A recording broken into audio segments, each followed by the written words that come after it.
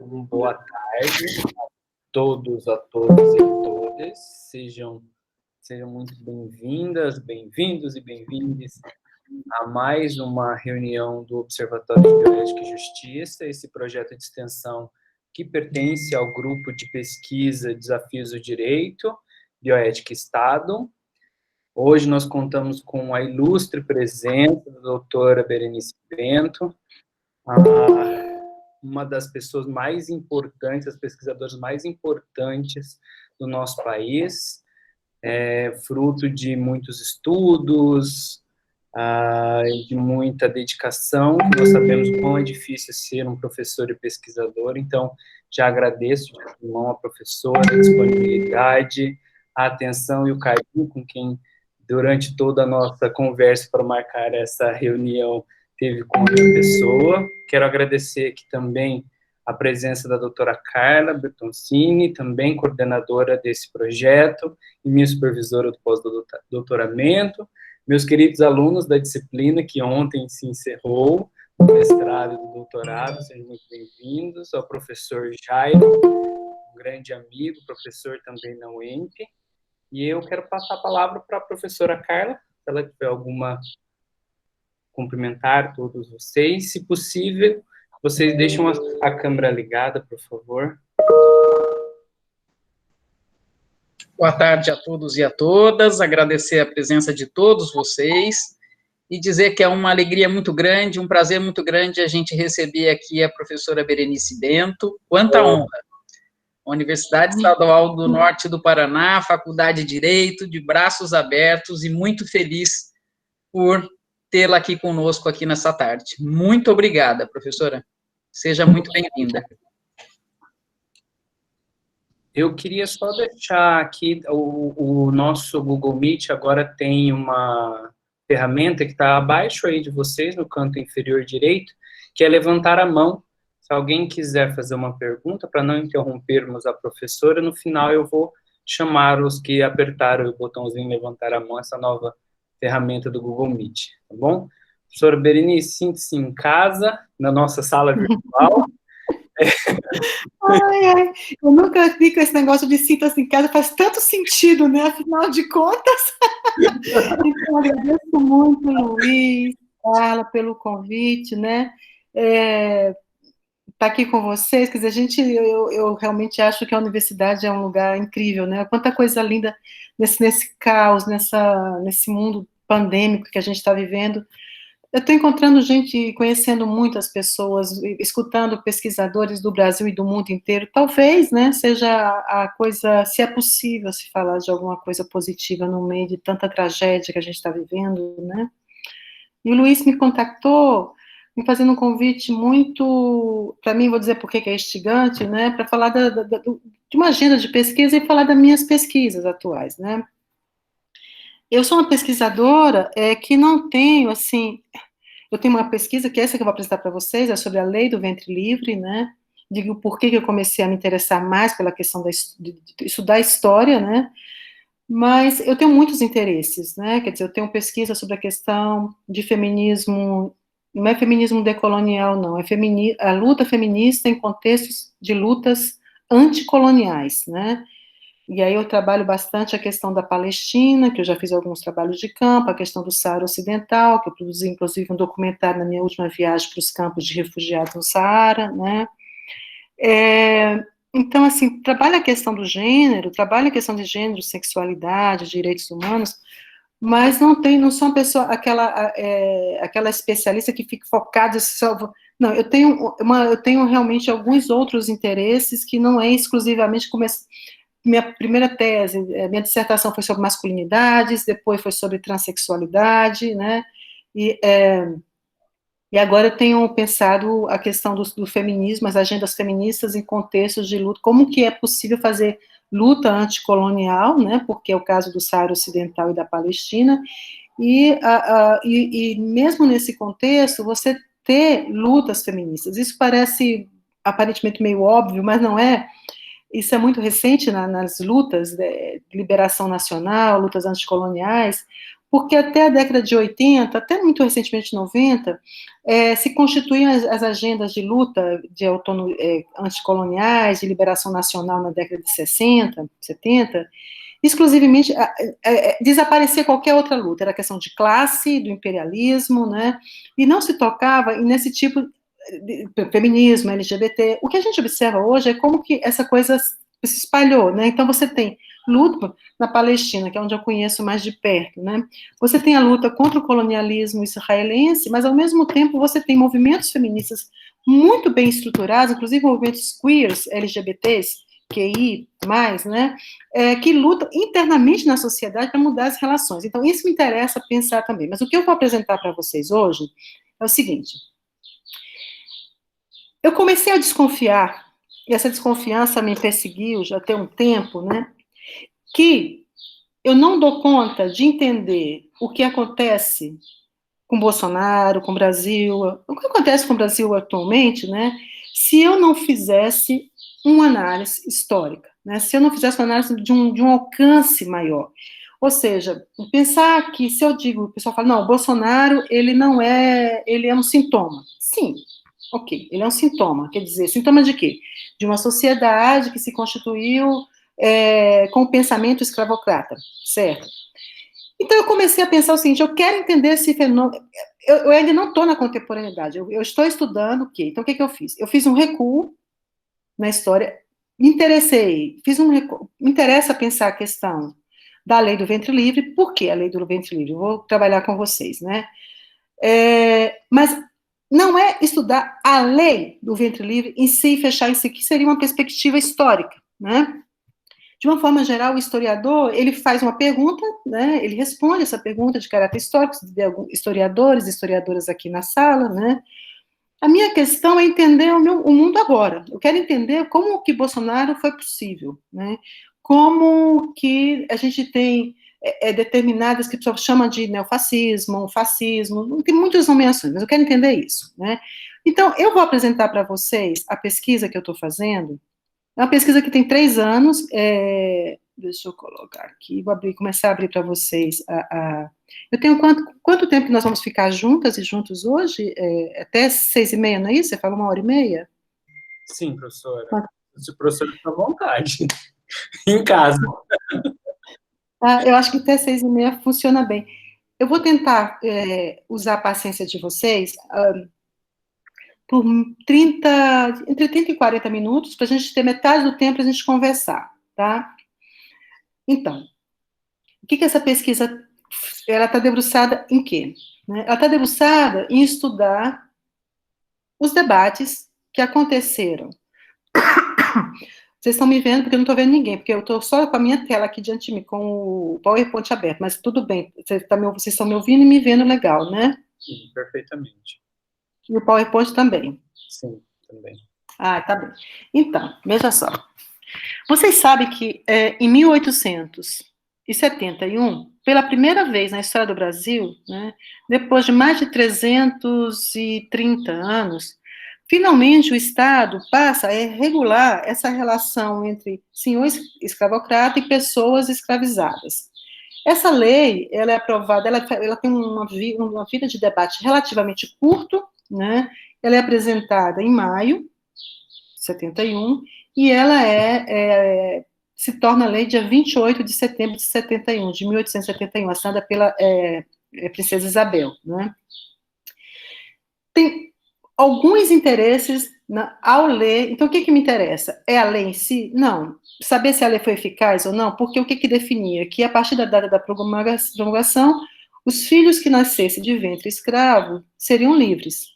É possível isso? Bastante complicado, porque a definição da criança é justamente a vulnerabilidade absoluta, né? Se nós todos somos seres vulneráveis, dependentes, né, interdependentes, portanto, você imagina a situação de uma criança, ela precisa então, é uma lei, mas eu não estou interessada nessa pesquisa em pensar a eficácia da lei, ou seja, se de fato o que estava proposto e previsto na lei foi efetivado, no que se refere principalmente a criança tornar-se cidadã do Estado brasileiro, porque nós temos uma situação bastante interessante aqui, né?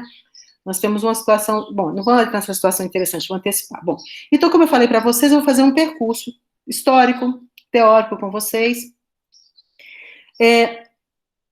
O objetivo muito geral, o enquadramento geral, é tentar entender o contemporâneo, né? E para fazer isso, eu tenho que, então, fazer uma discussão também teórica, né? Com os conceitos que estruturam a minha pesquisa, né? Vocês estão vendo um conceito aqui, possivelmente, que vocês não devem conhecer, que é necrobiopoder, e a lei do ventre livre, né?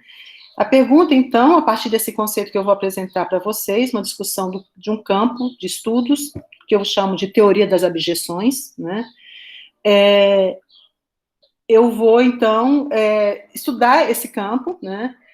Esse campo teórico, vou ler a lei do ventre livre, a partir da discussão que se instaura nesse campo. Eu sei que está confuso, eu estou apresentando, daqui a pouco espero que fique mais claro, né? E essa discussão, então, entre necropoder, biopoder, um terceiro conceito que eu vou chamar, então, de necrobiopoder, uma proposta conceitual, né, que eu estou pensando para ler o Estado. Então, eu estou lendo a lei do ventre livre, que é uma lei do Estado brasileiro, né, ele foi encaminhada pelo imperador, foi discutida no parlamento, depois da lei se estrutura um conjunto de instituições que vão fiscalizar, implementar essa lei, né? A debate, então, era um pouco assim, depois dessa lei, quer dizer, como é que fica essa noção de Estado-nação, sendo que vai ter uma quantidade de seres que vão passar a habitar o Estado-nação, porque a mulher não, a mulher escrava não, porque ela continuava escrava, ela continuava fora. Como é que vai funcionar, né? Eu vou dedicar essa fala de hoje ao Beto, né, que foi assassinado no Dia da Consciência Negra, por os funcionários do Carrefour, né? Bom, eu me movimento na pesquisa, em termos de discussão teórica, né? Tem uma parte que eu discuto o que é necropoder. Para discutir isso, eu tenho que dar um passo atrás e pensar o que é necropoder, o que é biopoder, né?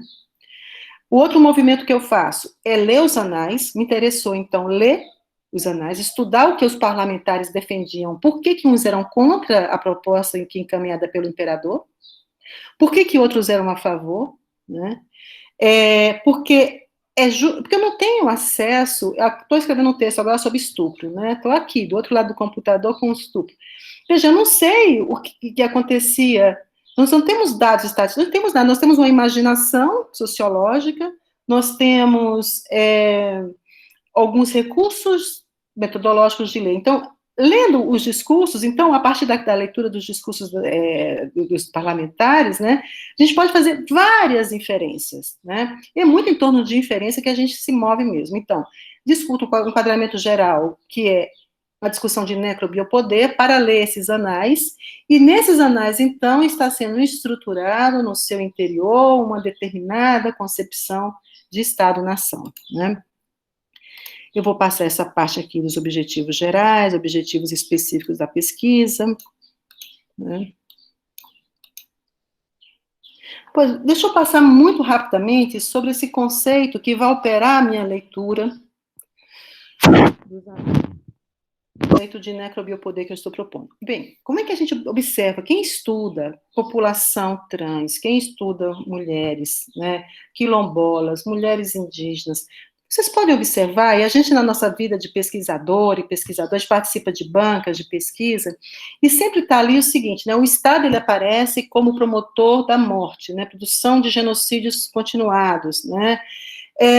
Então, são dois conceitos muito fortes que operam esse campo de estudos quando a gente estuda populações em situações de vulnerabilidade extrema, né. São conceitos que estão ali, eles sempre aparecem, são como se fosse um cânone de um campo de estudos que está em torno das populações e das identidades construídas como abjetas no sentido de que não podem habitar as fronteiras do Estado-nação, que as políticas continuadas do Estado são para fazer matar.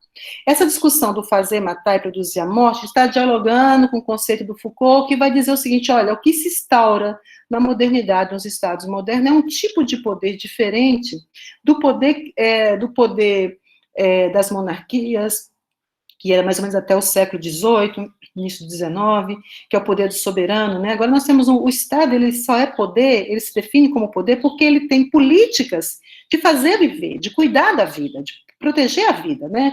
E aí vai desde as políticas de vacinação, controle, censos, higiene pública, a população não é a Berenice, não é, mas o corpo, esse corpo abstrato, bios, pura matéria, né, matéria biológica mesmo, passa a ser uma preocupação do Estado, porque, de fato, o Estado passa a se preocupar que precisa de mão de obra, né, precisa de trabalhador, precisa, bom.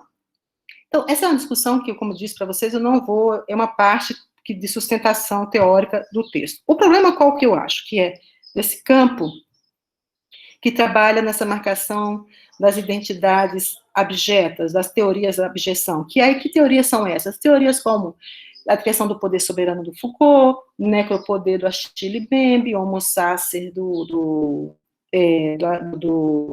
George Agamben, né? A zona do não ser, do ele aqui agora, Fanon, né? Então, isso tudo está me dizendo o seguinte: técnicas que o Estado utiliza para matar. Eu digo, bom, isso é certo, isso é verdade, mas isso não é completamente certo. Para ler o Estado, nós temos que ver, eu acho que o Foucault está certo, porque, de fato, esse Estado que se instaura na modernidade, ele é diferente dos outros Estados. Você tem políticas públicas, você tem uma coisa chamada política pública, e a gente luta para que tenha mais políticas públicas. O fato é que não tem políticas públicas para todo mundo, né? Ou quando tem, ela tem migalhas de políticas públicas. Então, o que eu proponho é que para que possamos ler o que é o Estado, né, é necessário articular não que o Estado é isso ou o Estado é aquilo. É preciso articular conceitos que deem conta dessa complexidade. Então, eu digo o seguinte, eu proponho a ideia do necrobiopoder, justamente porque, para pensar, o poder, ele faz política de promoção da vida e ele faz política de promoção da morte, né? O Estado não, porque o Foucault vai dizer que o Estado moderno, o que ele faz? Ele faz viver e deixa morrer. Eu digo, não, o Estado faz viver e faz matar, e mata, né? Isso aqui eu cito muito rapidamente de um artigo que eu tenho sobre necrobiopoder, no Cadernos Pagu, né? Então, eu falo o seguinte, olha, conforme discutirei, a governabilidade não se refere exclusivamente ao cuidado da vida, como propõe Foucault. Minha hipótese é de que a governabilidade, para existir, precisa produzir ininterruptamente zonas de morte. Ou seja, governabilidade e poder soberano não são formas distintas de poder, mas têm, pensando no contexto brasileiro, uma relação de dependência contínua, seja numa abordagem sincrônica ou diacrônica. Eu vou fazer uma abordagem diacrônica, eu vou para a história, já já. O necrobiopoder unifica um campo de estudos que tem apontado atos contínuos do Estado contra populações que devem desaparecer e, ao mesmo tempo, políticas de cuidados da vida. Dessa forma, proponho nomear de necrobiopoder um conjunto de técnicas de promoção da vida e da morte a partir de atributos que qualificam e distribuem os corpos em uma hierarquia que retira deles a possibilidade de reconhecimento como humano e que, portanto, devem ser eliminados, e outros que devem viver. Pois bem, essa é a leitura que eu vou entrar agora com vocês em uma zona que eu vou falar que vai ser muito no âmbito da necropolítica, né, que é a lei do ventre livre, e a vida vai se instaurar quando vai falar da criança que vai coabitar, que vai entrar para o campo do Estado-nação. E esse era um dos grandes desesperos dos parlamentares, como que esses seres vão compor e vão ter direito a voto, e vão se tornar, como é possível isso, né? O que é a lei do ventre livre? Deixa eu marcar meu tempo aqui. Luiz, você me faz um favor, por favor? É o seguinte, eu tenho um processo mental eu vou falar mais 25 minutos, que eu já falei mais ou menos uns 7, 8. Você me avisa quando eu tiver falado 20 minutos, por favor? Com certeza. Tá bom, só me avisa, porque aí eu já começo, eu vejo que eu consegui avançar com vocês na leitura, porque nós vamos ler os anais agora. Vamos ler e interpretar. A gente vai ver o que a gente consegue fazer em 20 minutos e o que... Deixa eu só separar aqui agora. O que a lei do ventre livre determina, né?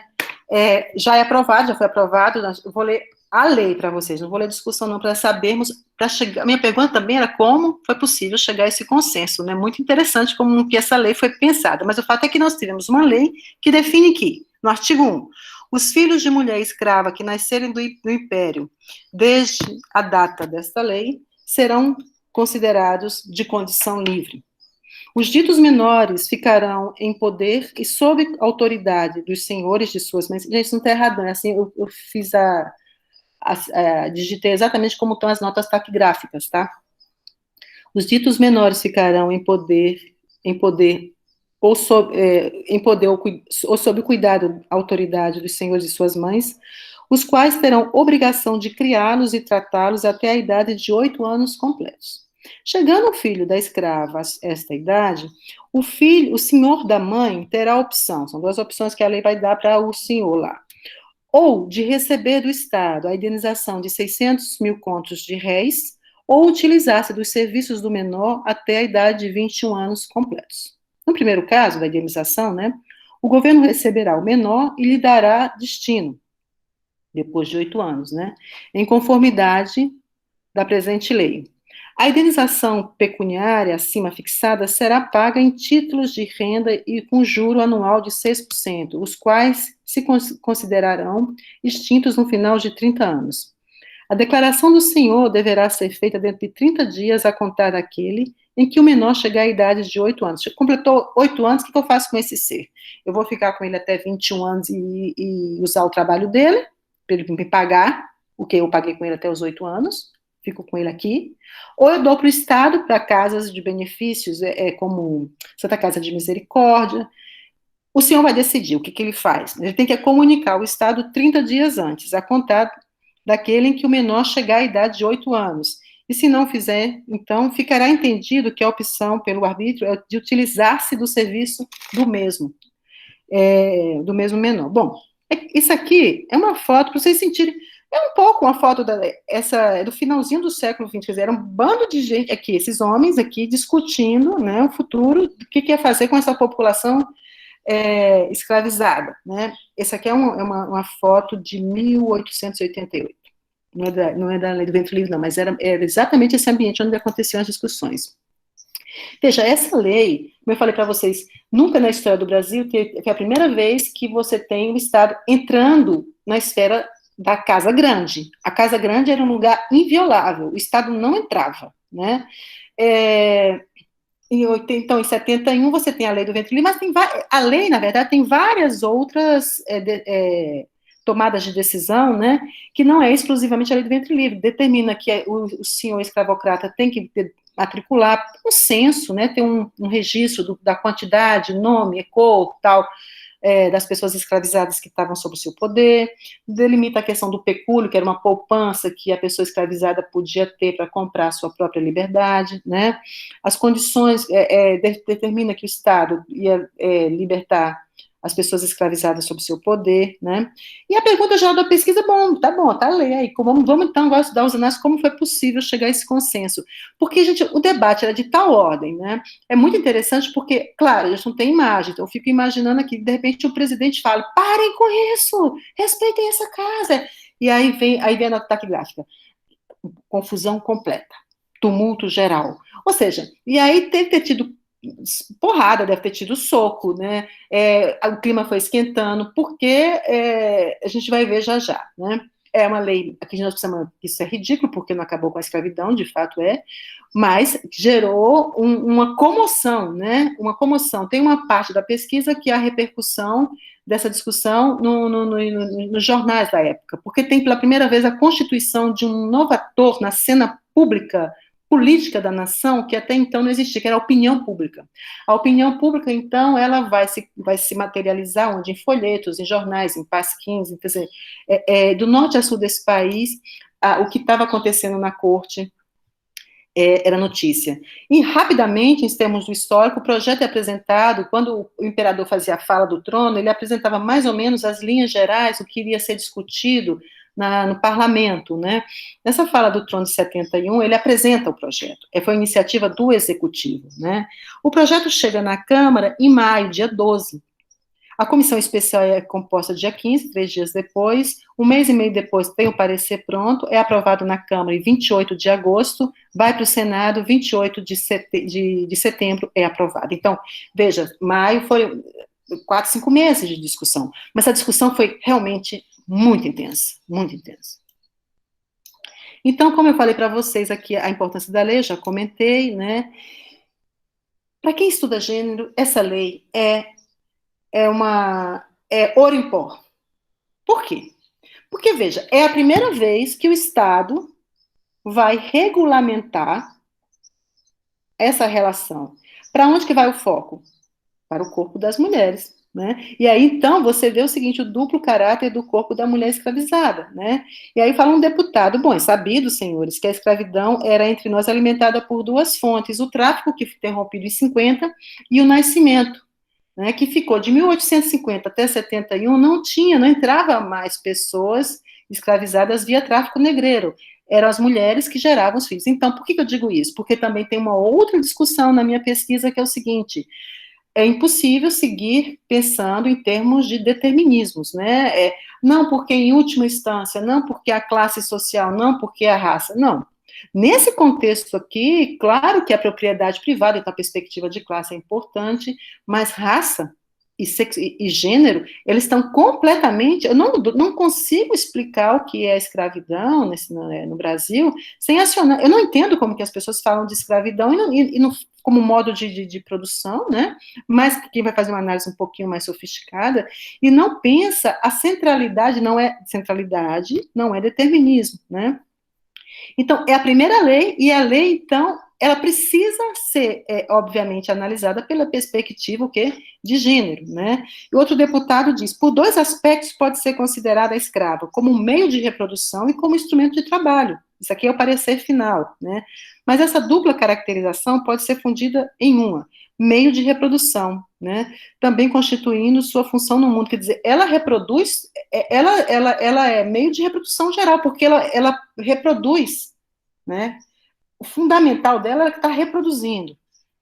Bom, aqui é uma foto que eu acho linda, essa foto, são fotos tiradas por um fotógrafo do século alemão, né? Essa situação, né? Esse corpo dessa mulher que carrega um filho, né? Que está cuidando da Lida, que está nas ruas vendendo, que está cuidando da filha da Sinhazinha e tal, e o destino dela, dos filhos dela, está sendo discutido, né? Naquela casa que nós vimos agora há pouco. Então, eu organizei a leitura dos anais, então esse é o quadro teórico, a discussão do necrobiopoder, marquei a questão histórica, né, disse da centralidade de nós acionarmos a categoria gênero para podermos entender essa leitura, pois bem. E organizei as categorias, né, ainda não são categorias analíticas, ainda precisa ser organizada melhor. Mas eu vou apresentar para vocês o que está em lilás, né? O que é o perigo? Medo, fantasmas externos, abolição lenta e gradual, imagens da escravidão, tecendo o homem cordial e a democracia racial, demografia da morte, o tempo acabará com a escravidão. Bom, a Câmara, ela se divide, né? Tem 2 partidos, o liberal e o conservador, mas isso se dilui e tem a posição a favor ou contra a proposição encaminhada pelo imperador, né? E os que são contra passam a ser nomeados de deputados dissidentes. O que eu vou chamar aqui com vocês são esses pontos que eu estou nomeando aqui, são pontos que os 2 lados, tanto os que são a favor quanto contra, vão acionar, né? Porque eu estou dizendo assim, como foi possível essa lei essa proposição se tornar lei? Tanto um lado quanto o outro, por exemplo, vai acionar a questão do medo e do perigo. O que essa lei representava, essa proposição transformada em lei, o que ela representava para a nação brasileira? E aí você tem esse grande afeto da política operando, né, operando com muita força a posição dos deputados e dos parlamentares senadores na construção de posições, né? Um diz assim, receio muito que as medidas que se pretendem tomar, sejam seguidas de grandes desastres e, quem sabe, se dê tremendas catástrofes. Desejávamos até evitar este debate, que é uma calamidade. O outro diz, mas devemos saber que é preciso encarar de frente o perigo. O outro diz: não, não, não resolvamos isso agora, deixemos a onda ir crescendo, e quando já não houver meios de evitá-la, então sejamos arrastados. Né? Propala-se que o governo pretende fazer a emancipação já, a mão armada, de chofre, porque é isso que exige a sociedade abolicionista, quer dizer, a produção do terror. Essa fala é de um cara que a gente sabe muito bem, já leu, todo mundo que está aqui na sala deve ter lido, é um cara chamado José de Alencar, que foi um dos escravocratas, uns que defendeu a escravidão com o maior... Gente, meus cachorros estão... Daqui a pouco eles param. Deixa eu fechar aqui a janela para ver se diminui um pouco o ruído, os latidos.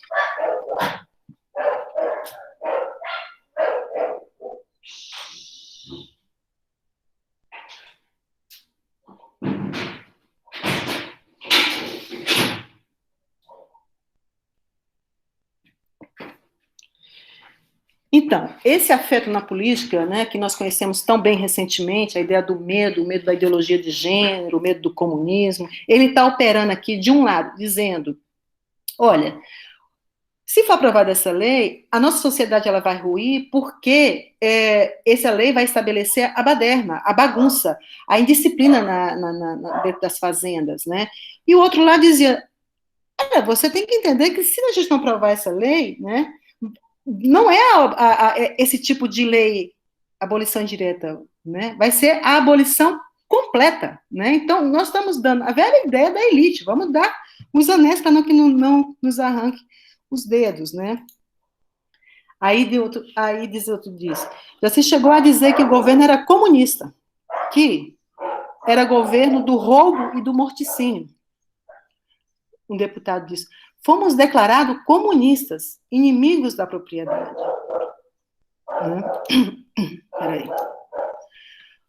Por mim, com a mão na consciência, lhes digo que essa instituição, condenada e repelida durante 3 séculos que tem de existência em nosso país, nunca nos seus dias lúgubres teve o cortejo de crimes, de horrores e cenas escandalosas que há de se produzir com essa ideia da libertação do ventre. Bem, então vocês estão vendo que tem um fantasma aqui operando esse discurso, que é o que? A ideia da insurreição, de um lado, a insurreição das pessoas escravizadas, e por um outro, né, a ideia da indisciplina que pode se instaurar. Então, eles estão se movendo em torno dessa coisa que a gente conhece muito bem recentemente na política, como foi importante para a gente o medo, né, para justificar o voto, né? Mas tem fantasmas externos. Algo que eu queria chamar a atenção, algo que eu tenho me perguntado muito, assim, como é que se constitui essa noção do comunismo, né? Quer dizer, isso é comunismo, quer dizer, quando a gente fala do comunismo, a gente se refere muito à época da ditadura militar, que foi o combate ao comunismo, como os comunistas iam tomar o poder. Veja, eu estou falando de uma lei, por isso do movimento diacrônico, né? Eu estou falando de uma lei do século XIX, 1871, onde o comunismo, ele já aparece como um inimigo, o pior inimigo, que precisa ser combatido, né? Então, isso é importante para a gente ver que esse horror que existe na consciência nacional do comunismo, de uma forma geral, ele foi muito trabalhado com uma densidade histórica muito maior do que a gente imagina. A profundidade, portanto, dessa aversão aos chamados comunistas, tanto pela questão da moralidade, quanto pela questão do medo à propriedade, né, é tremendo, mas ele não é de 74, né? Fomos declarados comunistas inimigos da propriedade. E esses fantasmas em relação ao comunismo, eles têm uma materialidade em função do que estava acontecendo naquele momento na Europa. O que estava acontecendo, né? Aqui, a Comuna de Paris. A Comuna de Paris, que foi a primeira experiência de governo revolucionário comunista no mundo, né? A Comuna estoura em 18 de março e é derrotada em 28 de março, né? A Comuna de Paris, olha o que um deputado fala da Comuna de Paris. Se nós quiséssemos outra coisa tão diversa e censurável, seria outro nosso procedimento. Iríamos estabelecer a liberdade imediata, e não que se renovaria a imagem da violência da Comuna, fazendo derrubar aquela coluna que recordava as glórias francesas, se refere à coluna de Vendôme, que foi destruída pelos comunas de Paris, né? O socialismo, olha o outro fantasma. O evangelho é o código dos códigos. E a nação que, quando se trata dessas grandes medidas nacionais, teme a influência da moral e da religião, essa nação expõe-se ao socialismo brutal e feroz, que ainda há pouco fez estremecer o mundo civilizado. Gente, isso poderia ser uma fala dos Bolsonaros, né, da vida, né? Então, esses aqui tem os fantasmas externos. Tem os fantasmas externos que estão acontecendo naquele momento, que eles estão acionando no parlamento, né? Comunas de Paris, socialismo, e tem um pouco mais distante, aqui foi a revolução haitiana da rebelião das pessoas escravizadas, que foi a primeira independência, os primeiros países na independência na América Central, na América foi o Haiti. Tem a guerra civil dos Estados Unidos, né? Então, a grande questão era antecipar-se à catástrofe, né? Olha, isso, 1870, olha como isso é interessantíssimo. Eles estão falando antecipar-se à catástrofe. Em 1871, quando, né, você já tem quase todos os países liberaram, já tinham feito suas abolições, já eram independentes, né? Antecipar-se à catástrofe. Bom, então, isso aqui me parece um achado interessante da pesquisa, né? Quer dizer, o achado em termos de que momento que começa-se a falar, eu não sei se é exatamente aqui, mas nesse momento o comunismo como um fantasma eficaz, né, esse exterior constitutivo, né, da vida política, já estava operando na subjetividade da elite, né? Então, veja, é isso que eu falo, essa discussão dos análises que eu falei, serve para a gente pensar o presente, né? A ideia, o comunismo, o terror, quer dizer, eles utilizavam a noção do terror não como a gente utiliza hoje, mas a ideia dos terroristas, quem eram os terroristas? Né? Eram aqueles que estavam dizendo que o governo ia fazer uma revolução, ia fazer uma abolição direta, né? Isso faz muito sentido, né? Isso está falando da gente, né? O comunismo, o medo, o terror, a defesa, não é que a propriedade privada fosse pensada como um valor inalienável, como algo inalienável e que parava a vida. Não, a propriedade privada, ela está acima da vida, né? Pois bem, outra coisa, então, outro grupo de discursos que eu organizei, que tanto os dissidentes quanto do governo, que é o seguinte: vamos fazer a abolição, eu concordo, isso é horrível, eu detesto, mas ela tem que ser lenta e gradual. E aí tem um deputado, os pontinhos em vermelho são citações deles, né? Eu coloquei o nome do deputado e do senador para dar uma agilizada aqui na conversa, né?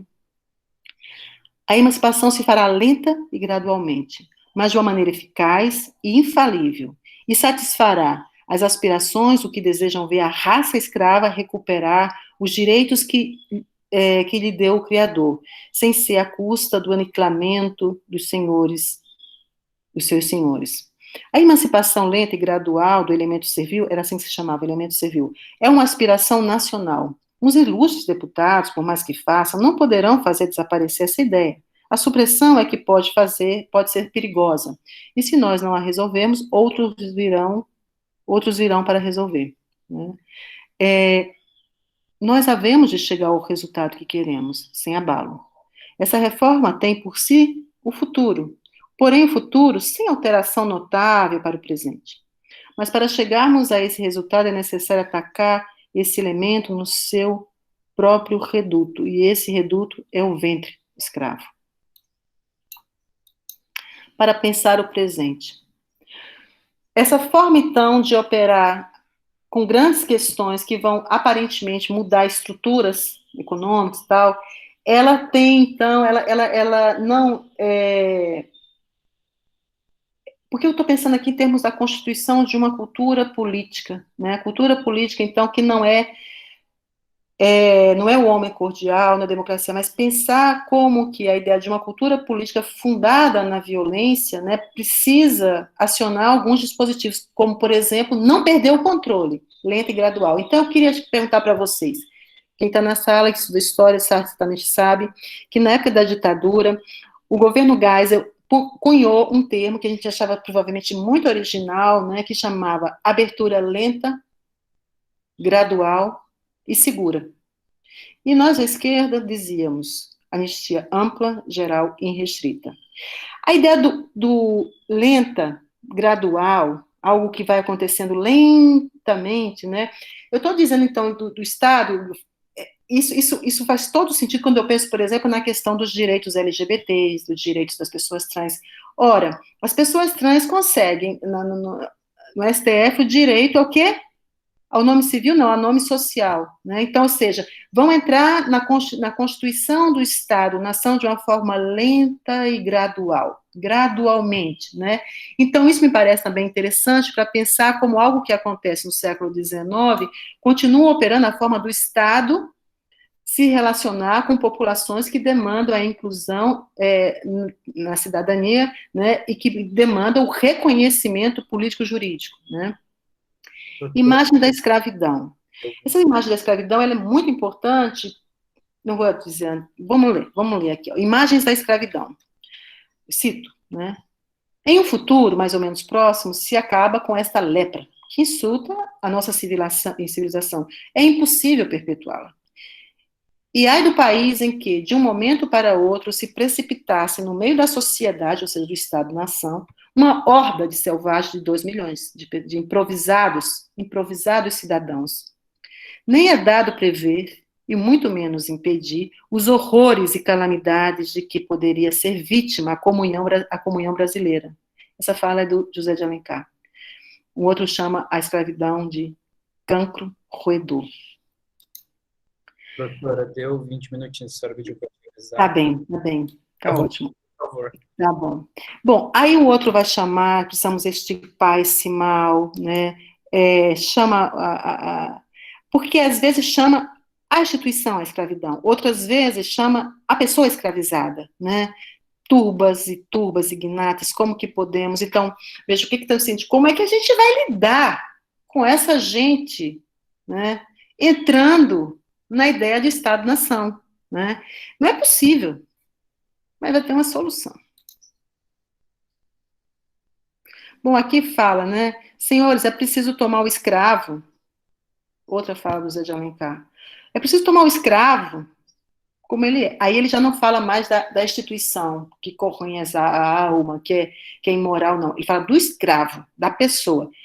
Bruto, estúpido, sem educação, fanático, acreditando em divindades misteriosas, em fetichismo. Isso é muito interessante para pensar, isso é que eu estou escrevendo sobre isso agora. É como se eles não tivessem nada a ver com isso, né? Ele está descrevendo uma coisa, e a pessoa escravizada, a escravidão, e que eu não tenho absolutamente nada, não produzo nenhuma relacionalidade, nada, isso não tem nada a ver comigo, né? Ou seja, é um processo de alienação do que eu fiz, é um processo é um pouco como o Marx fala da mercadoria, é o trabalhador que faz a mercadoria e não se reconhece na mercadoria, ele é alienado de si. Aqui é um processo de alienação bastante interessante. O senhor escravocrata que usufrui de toda a mercadoria advinda, né, da força do trabalho escravo, dos corpos escravizados, diz que não tem nada a ver com isso, porque define dessa forma. Então, para pensar o presente, né, eu me pergunto, o que deve ser extirpado? A escravidão ou a pessoa escravizada? Eu vou responder isso daqui a pouco. Né? Aqui eu cito uma passagem de um artigo que eu escrevi sobre a questão do necrobiopoder, que eu digo o seguinte, que é um outro campo social povoado por corpos que não entram na relação dialética para a constituição do eu, né? É isso. Ele aliena, assim, não tem nada a ver comigo. Ele é separado, né? Ao contrário, o desejo é pela eliminação sistemática daqueles corpos que poluem a pureza de uma nação imaginada, um tipo de correia de transmissão de uma Europa também imaginada, né? Branca, racional, cristã, heterossexual.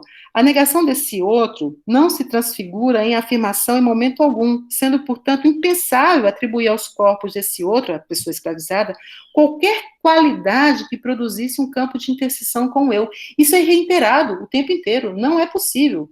É uma monstruosidade a escravidão.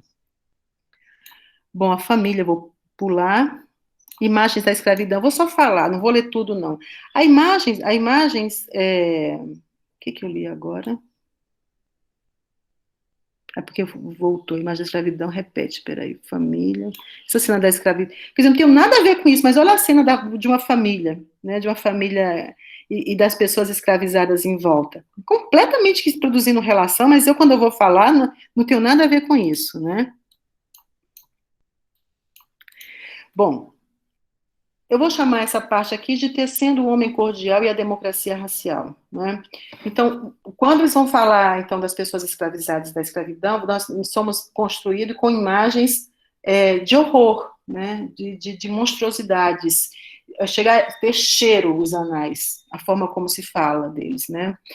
Bom, vamos passar agora para um outro, né? Que é a ideia do que eu chamo de Tecendo o Homem Cordial e a Democracia Racial. Disse assim: essa imagem, então, terrível que se faz das pessoas escravizadas da escravidão, quando fala de si, é muito interessante. A gente encontra pérolas do tipo: é sabido que a escravidão entre nós, graças ao caráter generoso e humano dos brasileiros, é muito preferível à das classes proletárias de algumas nações da Europa. Ou seja, a constituição do operário, né, já estava operando aqui também, já estava...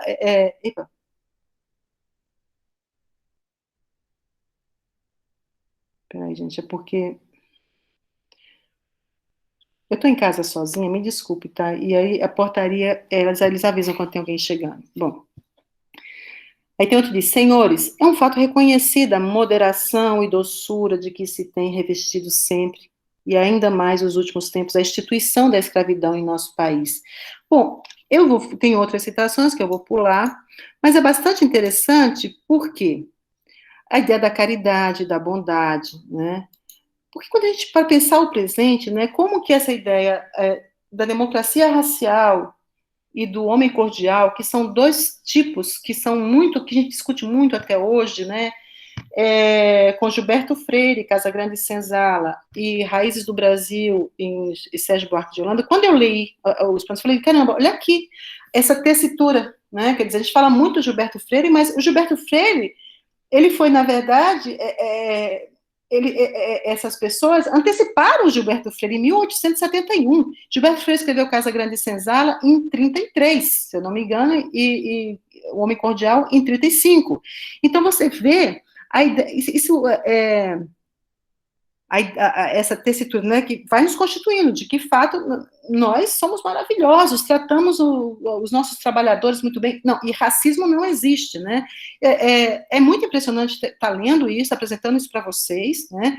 E falar que o vice-presidente diz, né, no dia que o Beto foi assassinado, diz: não, para mim no Brasil não existe racismo. Isso é uma coisa que querem importar aqui para o Brasil. Não existe aqui, né? Então, mais uma vez, o meu esforço de tentar, mais um alcance maior, historicamente falando, quem somos nós, afinal de contas? Que estamos agora, há menos de uma semana, escutando o presidente e o vice-presidente, reeditando as falas dos parlamentares de 1871, né, para entender um pouco a profundidade dessa cultura, que não é algo conjuntural, né? Bom, tem os castigos. Bom, caminhando para o final, eu queria chamar a atenção de vocês o seguinte: bom, o executivo manda a proposta, é um debate tremendo, como eu disse para vocês, e são apresentadas duas propostas. Quero chamar a atenção dessa proposta aqui. Um deputado diz o seguinte: gente, por que nós vamos ficar nessa perlenga aqui, nessa briga entre a gente? Por que não precisa disso, né? Ele diz: olha, pensando na questão dos óbitos, a população escrava, na verdade, os escravos, né, eles morrem muito, o óbito é elevadíssimo, né, a natalidade está diminuindo e os óbitos estão aumentando. Então, nós temos que fazer duas coisas,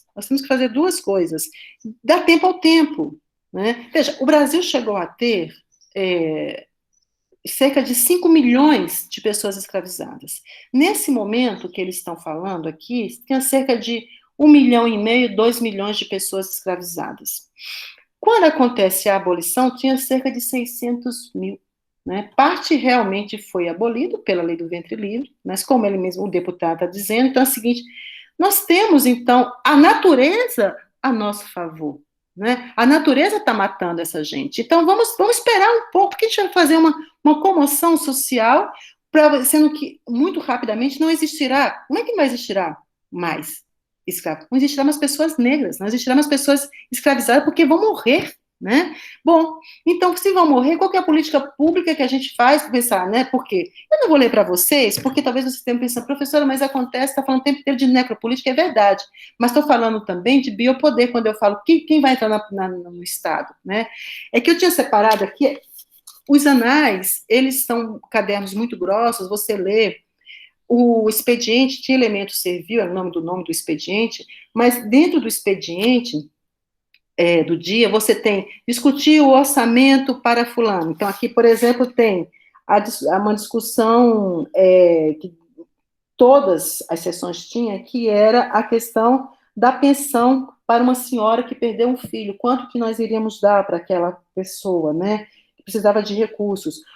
A discussão do orçamento da União também, né, do Estado, dinheiro para o imperador, dinheiro para a escola de música, dinheiro para... Então, isso é biopolítica, né? Mas então, é que não dá para... eu priorizei, claro, que eu estou pensando aqui a ideia da necrobiopolítica e como que um ser que vai... Porque o corpo da mulher escravizada, ela é encruzilhada. É muito interessante pensar esse corpo da mulher escravizada. Ela é bio e ela é necro. Ela é bio, porque está colocando no mundo, a partir daquele momento, um ser que vai constituir o Estado-nação, a gente sabe de todos os problemas que é isso, mas ele vai ser um ser livre, né? E ela vai continuar no campo da morte, da necropolítica. O senhor vai continuar tendo poder de decidir o que faz com ela, se vende, né? O que vai fazer, o que não vai fazer, né? Mas, então, só para chamar a atenção que eu não vou ter tempo, então, de fazer o contraponto, de pensar que biopolítica estava sendo instaurada no país naquele momento. Quais eram os interesses que organizavam as políticas públicas, o orçamento, porque tem. Né? Então, assim, digo que a discussão da lei do ventre livre é uma pequena parte, né? Claro que em algum momento ocupa uma parte maior, mas, vamos dizer assim, de 5 horas de ordem do dia na Câmara, né? Em alguns momentos, a discussão da lei do ventre livre ocupa 3 horas, né, porque eu cronometrei, eu fui lendo e fui cronometrando o dia, e a outra parte é cerca de 2 horas, as outras questões, né. Em algum momento, a discussão do elemento servil, como chamava, demora 1 hora, e a discussão da biopolítica demora 4 horas. Pois bem, mas vou voltar para concluir. Então, o que nós estamos diante? O que ele fala? Ora, se assim acha a questão a favor da extinção, pelo excesso sobre os nascimentos, né, está faltando a palavra, pelo excesso de mortes sobre os nascimentos, provenientes da soma dos óbitos e alforrias, é evidente que sem outro processo, em 20 anos, talvez, a escravatura estaria extinta. E ele está falando de 20 anos, 17 anos depois foi abolido, né? E ele fala, tal é o processo a seguir. A morte, por seu lado, fazendo o seu ofício. Deixa a morte trabalhar, né? As alforrias, por seu lado, aumentando o concorrente para que o prazo se abrevie. Então, o que você tem? Ora, depois de descrever para vocês o que eles pensam das pessoas escravizadas, né, da verdadeira abjeção que esses corpos produzem, né, qual que é, então? Bom, aqui você tem uma política de morte, pessoas escravizadas, né, quando tem a liberação, o que você tem? Porque não é um genocídio, vai matar todo mundo. Você tem o que a gente chama de o quê? Que eu estou propondo chamar, então, de um genocídio lento e gradual. Então, o que acontece com o Beto, o que acontece com a população negra, com as populações abjetas, está conectada com esse projeto de nação que não é colocar dentro de um navio e jogar dentro do mar. Mas você passa assim, o que a gente faz? A gente sai, né, deixa produção da morte pela ausência do Estado. Esse genocídio lento e gradual, que nos toca, que a gente sabe do que a gente está falando, né, que eu estou propondo chamar, então, de genocidade, né. Então, era isso que eu queria apresentar para vocês. Professora, muitíssimo obrigado. Nossa, eu estava fazendo algumas anotações aqui, mas eu vou pegar primeiro uma experiência própria sobre a questão da invisibilidade que a história do nosso país passa. Eu participei há 5 anos atrás de um congresso onde nós falávamos sobre gênero e sexualidade no direito, era um grupo de pesquisa, e uma das alunas que iriam apresentar era aluna de segundo ano de direito, escreveu sobre o direito do trabalho e a mulher em tempos de guerra. E aí ela começou a falar do homem que sai para a guerra, da empregada doméstica, da doméstica brasileira, e eu comecei a olhar aquele trabalho, assim, começou a me dar uma angústia, eu falei, moça, espera só um pouquinho. Mas você está falando da brasileira ou da europeia? O seu trabalho está tão europeu, que guerra é essa? Você sabe que nós tivemos escravas no Brasil que fizeram esse trabalho doméstico há muito mais tempo do que isso que você está me falando. Então, assim, existe essa relação que nós invisibilizamos a história do nosso país, embranquecemos a história do nosso país e não reconhecemos e nem estudamos. Eu, particularmente, não estudei a lei do ventre livre da universidade, em nenhum momento, nem história do direito, foi tratado dentro do currículo escolar algo sobre isso. E aí, durante a fala da professora, me veio um filme do Sérgio Bianchi, de 2005, que é Quanto Vale ou É por Quilo. Eu não sei se a professora tem conhecimento desse filme, se a professora viu o filme. Eu acho esse filme, sim, incrível. Eu passava, quando eu falava de direito constitucional para os meus alunos, eu fazia eles assistirem, e eu acho que o filme traz uma relação entre o passado e o presente, entre a escravidão e a atual realidade da população negra, preta do nosso país, e faz uma relação com as ONGs, né, brasileiras, que, na verdade, elas exploram. Eu tenho uma cena do filme, onde o diretor está fazendo uma chamada para arrecadar dinheiro para a ONG, e aí ele trazem as crianças, ele falou, gente, cadê as crianças? Ele falou pejorativamente, cadê as crianças pretas? Eu quero criança com cor, isso aqui tá sem cor. Como é que eu vou apresentar isso lá para fora? Não vai ter dinheiro. Suja elas. Então, assim, existe ainda no nosso país, e é pouco visibilizado, eu acredito, essa situação, e leva a essa realidade cruel que nós estamos vivenciando aí, sendo televisionada agora, com todo mundo tendo um celular, todo mundo, entre aspas, ok? Mas a população tendo possibilidade de filmar e divulgar isso nas redes sociais. Muito obrigado pela fala da professora, e eu tenho, assim, primeiro, uma pergunta que eu gostaria de saber a opinião da professora. Qual é o atual biopoder que nós nos encontramos, essa relação que a professora trouxe, e se a professora vê alguma relação entre a lei do ventre livre e essa discussão da lei do aborto, descriminalização do aborto, e também, se possível, a professora falar desse genocídio lento e gradual que a população LGBT, mais a população trans, vem sofrendo, se possível, por favor. Muito obrigado. Não, eu que agradeço. Eu falo agora, né? Eu vou falando, se você quiser outras questões. O que eu acho que a gente está, um Estado hoje, um Estado muito... existe biopolítica mesmo, assim, você pega... Nós estamos discutindo agora, nesse momento, uma grande política pública, que é a vacinação, né? Por exemplo, o que é vacinação? Independente da cor, independente do gênero, independente... Você vacina todo mundo. Por quê? Porque o Estado, a lógica que precisa resgatar aqui Foucault, é que precisa ser protegida, né? Como é que você vai ter um Estado-nação se não tem população, né? Então, nós estamos no olho de uma biopolítica, quer dizer, quando você trabalha os censos, né? Todas essas políticas públicas são... Então, nós temos políticas públicas... uma tecnocracia, né? Acho, inclusive, que o que está segurando esse país, gente, o que está não deixando a gente ir penhasco abaixo, é porque nós temos um nível de tecnocracia nesse país muito grande, que meu salário, eu sou professora, né, e meu salário não atrasa como professor. Então, apesar disso, você tem lá gestores públicos, gente concursada, que está fazendo, é isso que está pensando quando está falando de biopolítica. Então, eu diria que sim, que nós temos um nível atual de, eu não sei qualificar, não sei se seria profunda, nível mais tecnocrata, né?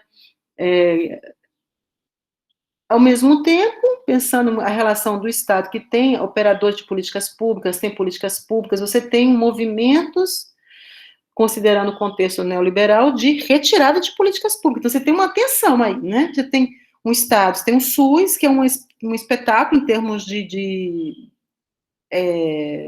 garantir, né? A gente sabe todos os problemas do SUS, ninguém vai falar aqui que não tem problema, é claro que tem, mas a gente tem um sistema único de saúde e um país continental, com 210 milhões de pessoas, né?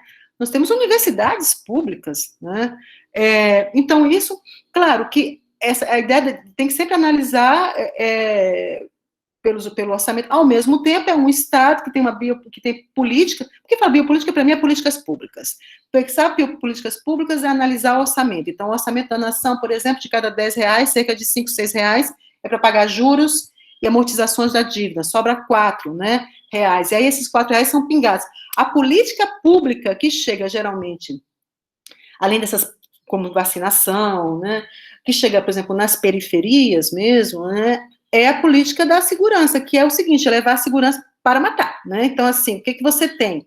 Não tem saneamento básico, a eletricidade é falha, escola decadente, caindo aos pedaços, posto de saúde, às vezes tem um posto de saúde, mas não tem. Então, veja, o que você tem? Você tem a política pública aparente, mas ali dentro você está vendo que é o necropoder operando, né? O poder seguinte de não dar condições da pessoa viver.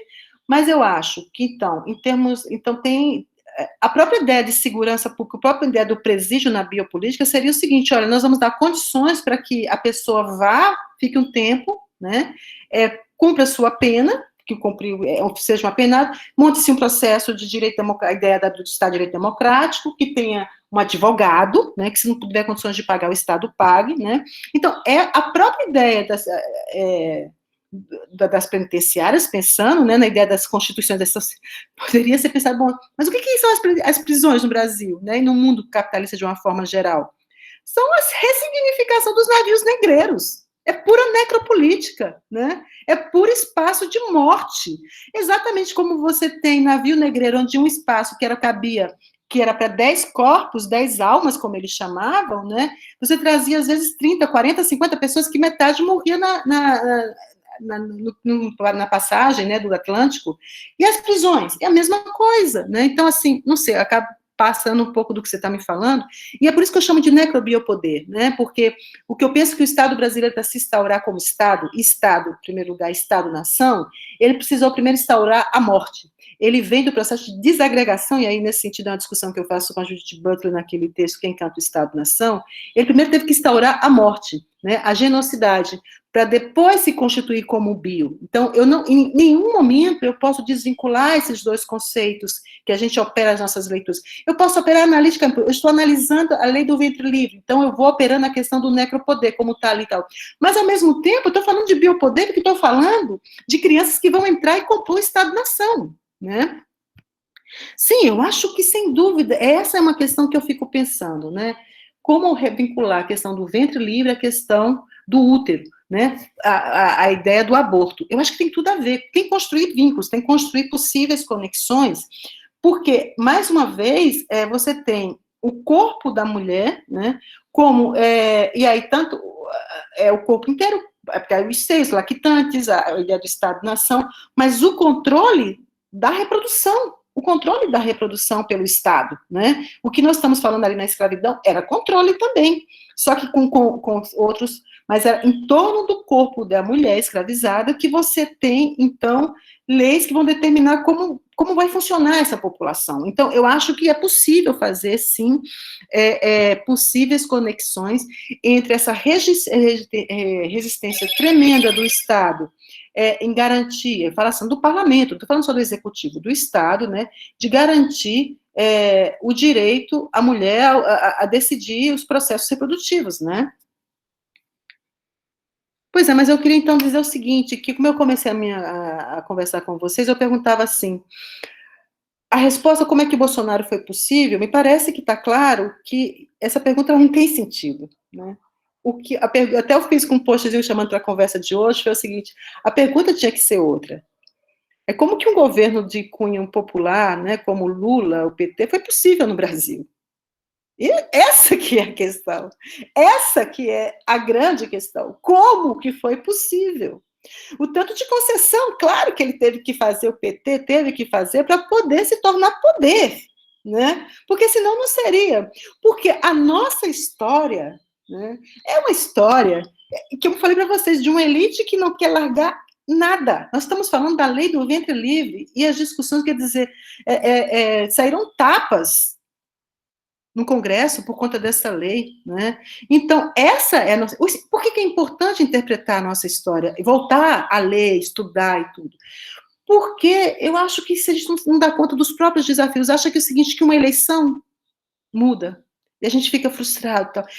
Eu fui estudar história, na verdade, para lidar com algumas coisas que eu tinha, assim, bom, será que realmente a eleição adianta? Eu acho que a eleição é um momento importante, né? Mas a eleição obedece a determinadas questões conjunturais, de marketing, e outros imponderados, que a gente... Agora, as mentalidades, a transformação de lidar com a ideia de um Estado-nação que saiba lidar com a diversidade constitutiva, com a pluralidade dos seres, com a pluralidade das sexualidades, que tenha políticas públicas para todas essas populações, que não tenha políticas de morte. Bom, aí me parece que a gente tem que fazer outras estratégias, que, eu estou saindo do lugar da pesquisadora para o lugar da política pública, né? E eu acho que, de fato, a tarefa ainda é a gente voltar a interpretar o Brasil, né? Porque o que foi interpretado até agora como ou weberiana, ou marxista, deixa determinados elementos fora, por exemplo, como a questão da escravidão, que é até muito, a questão do racismo, como, não vou discutir racismo, o mais importante é classe. Não tem como discutir classe sem discutir raça, não tem jeito. Não tem como discutir classe sem discutir gênero. Isso me parece quase impossível ser feito, porque a classe operária tem gênero, a classe operária tem sexualidade, a classe operária entendeu? Assim, você pega os dados, está ali na cara, mas, novamente, as pessoas da universidade, até pessoas da universidade, intelectuais, tal, pegam uma parte, é isso que determinou, né? Então, a minha questão é, como que o Lula foi possível nesse país? Né? Como que o PT foi possível? Né? Obrigado, professora. A professora Carla tem alguma questão para ser apontada ou vai fazer o final? Professora, parabéns aí pelas palavras, nos faz pensar e refletir muito, né? E estudarmos um pouco mais da história. E eu estava aqui a pensar, quando a senhora falou de manipulação, quando a senhora falou de políticas públicas, seria exagero a gente pensar em manipulação dessas políticas públicas como necropoder, prevalecendo aí o interesse de fato e não as necessidades? Os interesses e não as necessidades, eu não entendi. Poderia... Então, quando a gente pensa em política pública, eu sempre pensei, mas nunca estudei para pensar na questão da manipulação dessas políticas públicas.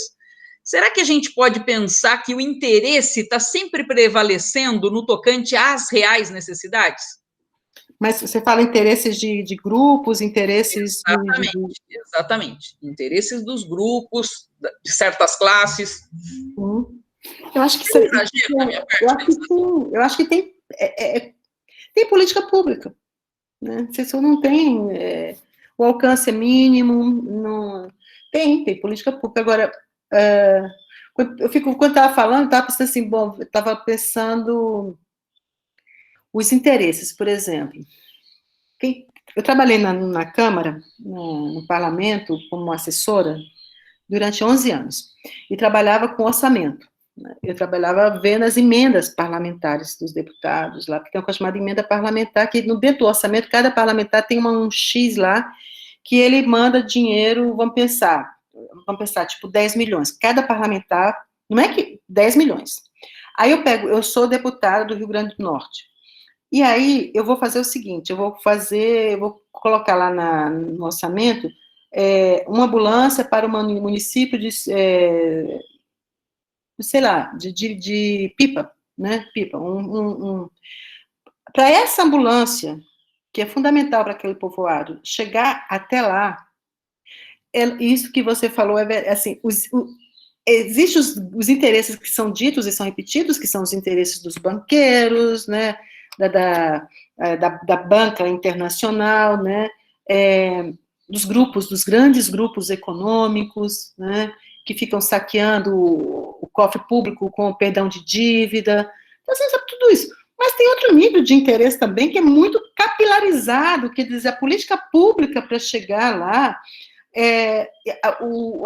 primeiro assim, né, não falo, às vezes, não é nem, não é a ideia de corrupção mesmo, mas assim, Eu preciso correr para trazer essa ambulância, porque tem eleição daqui a pouco, e eu preciso chegar com a ambulância. Aí tem uma carreata na cidade para trazer a tal da ambulância. Porque, de fato, é difícil pra caramba chegar a ambulância lá, porque para chegar a ambulância tem que entrar no orçamento, mas não é garantia. Aí tem uma vida dessa verba. Essa verba está lá, mas não é garantia que chegue aqui em forma ambulância. Né, o recurso em forma de ambulância. Essa passagem daqui para cá, de fato, por exemplo, para a emenda ser aprovada, ela é aprovada, ela está no orçamento, mas para ser liberada, isso depende de como eu, como deputada, vou me comportar numa votação que o executivo, porque o executivo tem a chave do cofre. Então, se eu votar a favor de uma determinada proposição do executivo, ele abre a torneirinha e cai um pingo, que é a ambulância que sai lá. A torneirinha ela é aberta, ela vai ser um pinguinho, para transformar o pinguinho em ambulância, né? Então, é isso que eu estou concordando com você. É uma infinidade de interesses que estão, alguns legítimos, outros não legítimos, né? Na cena da disputa, porque eu estou falando de política pública, eu estou falando de orçamento da União, estou falando de dinheiro, para onde que vai, quanto que eu vou dar para tal coisa, né? Eu queria agradecer ao Lucas, o Lucas está aqui com a gente, eu acabei de ver, o Lucas Assis Souza, Lucas. O Lucas, ele foi bolsista de iniciação científica desse projeto, né? Ele trabalhou comigo no perfil socioeconômico dos parlamentares. Quem são essas figuras, né? Quem é quem, que tinha propriedade, não tinha, nível de escolaridade. Então, o projeto de iniciação científica dele foi a construção desse perfil desses parlamentares. Professora, a professora Tatiana tinha levantado a mão para poder fazer uma pergunta. Tatiana, você está aí?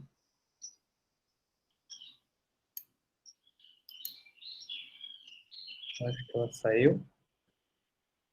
Tem mais alguém? Alguém queira perguntar alguma coisa, professora? Fique à vontade, por favor. Olá. Olá. Primeiro dizer que é um prazer te ouvir. Eu sou muito seu fã. Eu falo isso porque me tornei professor depois de começar a ter contato com sua obra. Nossa. Então, assim, eu morei no Rio Grande do Norte um tempo, aí fui professor da Universidade Federal do Semiárido e foi aí que conheci você. Quando fazia mestrado em Direito da UFRN. E aí, acabei tendo contato, inclusive até com o livrinho, eu falei, eu vou pegar o livro dela para mostrar para ela, que eu gosto bastante. Então, eu queria dizer isso, muito obrigado pelo que você escreveu, e eu acabei me interessando por essa temática, trouxe essa temática do gênero, sexualidade para o direito. E hoje sou professor aqui na UFSC, no programa de pós-graduação, e também trabalhando nessas temáticas, então, enfim, de agradecer por tudo. Essa é a primeira coisa. Obrigada. A segunda coisa é dizer que, por coincidência, eu também estou fazendo uma pesquisa muito parecida com essa sua, que é de ir nos anais do Congresso, de lá de 1800 e alguma coisa, para poder ter algumas percepções, assim, né? Por exemplo, eu estou analisando agora as primeiras sessões da primeira Assembleia Nacional Constituinte do Império, que se formou para criar a Constituição de 1824. E é muito interessante ler esses anais, assim, eu estou tendo outra percepção de como funcionava o Brasil naquela época, para além do que a história nos conta, né? Então, é dizer que eu já estou experimentando essa sensação de ler o que os parlamentares falavam, inclusive, uma das minhas, que eu estou me debruçando mais, é sobre o discurso do imperador, quando ele convoca os deputados para poder escrever a Constituição de 1824, isso em maio de 1823. Então, eu estou fazendo essa análise para poder entender o sentimento constitucional daquela época e ver onde foi que a gente se perdeu aí nesse momento, que algumas pessoas estão até propondo uma nova constituinte, enfim. É isso. E queria lhe perguntar se você pensa que, em alguma medida, essa concepção que você tanto trabalhou bem, que é aquela de cidadania a conta-gotas, que nunca saiu da minha cabeça, toda vez que eu trabalho vulnerabilidades de populações excluídas historicamente, eu lembro desse conceito, né? E você utiliza muito para falar da população negra, como os direitos foram sendo dados aos poucos, liberam as crianças, liberam os mais velhos, depois libera todo mundo e larga todo mundo aí para ver o que acontece, e foi o que aconteceu, no fim, né? Então, eu queria saber de você se você acha que esse modus operandi de regular os corpos, que foi permitido num ambiente constitucional, ainda que fosse no ambiente constitucional da época, se permitiu, e hoje numa Constituição que a gente tem moderna, do ponto de vista do que tem escrito nela, se isso ainda acontece. Por que isso acontece? Quer dizer, a gente não evoluiu enquanto sociedade, enquanto Estado constitucional. Era esse meu questionamento. Obrigado. Nada. Eu acho que... Não, primeiro, obrigada. Muito obrigada pelas palavras lindas, carinhosas. Isso aquece o coração. Muito obrigada. Ainda eu acho que sim, que a gente mudou. Acho que tem uma luta por reconhecimento tremenda, né? Eu acho que a gente está na vida, né? Está disputando. As universidades hoje, porque a gente fala, está péssimo com o Bolsonaro. Claro, esse cara, imagina, né? Aquilo que, para quem... Eu sou de uma geração que a gente lutou contra a ditadura, pega aquele restinho da luta contra a ditadura nos 80, muito pequena, muito jovem, mas estava ali reconstruindo os movimentos, as entidades, né, os DCEs, a UNE, a UE, depois o movimento de mulheres, a potência do movimento, que era movimento de mulheres, agora é movimento feminista, né, você vê como que as universidades mudaram, as universidades hoje a gente tem, mudou muito, né, muito assim. Na época que eu fazia, na minha primeira graduação, que foi Economia, na Federal do Rio, eu lembro que nós tínhamos o coletivo que representava os estudantes, era fundamentalmente o DCE, o Diretório Central dos Estudantes. Hoje você tem uma diversidade de coletivos na universidade, né? Feminismo lésbico, feminismo negro, feminismo quilombola, feminismo anticapitalista, né? Transfeminismo, LGBT periférico, movimento gay, sabe, eu não sei, é uma coisa impressionante. Isso nós continuamos fazendo as disputas, né? O que me impressiona é como, e acho que na esfera do mundo o que eu acho, né? Assim, pensando aqui, são níveis diferentes. Quando você vê a universidade, na sociedade civil, né? Sociedade, pensando até como em termos a família, a sociedade civil e o Estado, né? Pensando aquele tripé do Hegel, né? Em termos da sociedade civil, né, o que nós temos eu não acho que a palavra seja avanço, porque a ideia do avanço é uma coisa que parece que não volta, né? Nós temos conquistas, nós temos disputas, nós temos o que a lei expressa desse avanço, por exemplo. Né? Porque se a gente trabalha a lei como expressão da consciência coletiva, aí tá lascado, se a gente não dá. A lei como expressão da consciência coletiva, nem sei se existe consciência coletiva. A lei como expressão de uma classe dominante, também não sei se o Estado é essa concepção de classe dominante do Marx. Eu acho que tem interesse de classe, sim, isso eu não tenho a menor dúvida, né? Então, eu acho que a esfera do Estado, das leis, obedece a determinadas injunções, disputas, tabuleiros que se movem, diferente da sociedade civil, porque assim, você pode ter as estudantes trans, né? A gente conseguiu a lei da identidade, a aprovar em várias universidades no Brasil a nome social, né? Com a esperança, claro, que quando fosse votado pelo menos era a minha esperança, né? Que essa lei que fosse votada uma lei no Congresso, não foi para o STF, que é uma estratégia dos movimentos, né? O STF é sempre um lugar mais iluminista, né? Mais esclarecido, por enquanto, né? Pô, mas aí quando é aprovado no STF, continua com a noção de nome social e não nome civil. Foi aprovado como nome social, gente. Aquilo que a gente tinha conseguido como uma gambiarra da cidadania lá embaixo, os caras transformam isso como lei. Ou seja, continua a diferença entre a Berenice, que tem um nome civil, que o pai e a mãe deu, e a minha colega de departamento, que não tem nome civil. Tem outra gambiarra. Por quê? Porque o Estado ele vai operando com outro. Imagina a pressão dos ministros lá, né? Mesmo com essa concepção iluminista, que foi comemorado pelas pessoas trans, sim, porque foi uma luta assim, para conseguir chegar nisso, né? Para quem sabe a história dos movimentos e o nível de abjeção que os corpos trans sofrem no Brasil, isso sim foi interessante.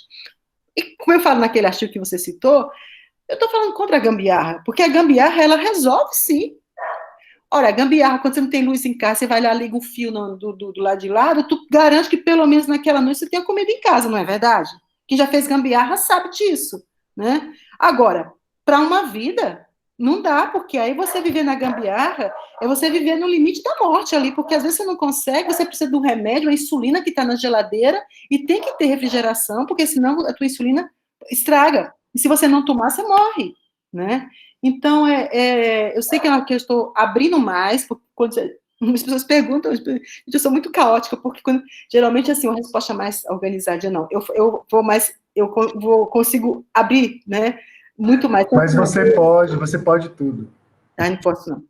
Então, assim, eu acho que em termos das dinâmicas do Estado, da Constituição, sim, né, por exemplo, eu tenho muito receio se nós fizéssemos uma Constituinte hoje, entendeu?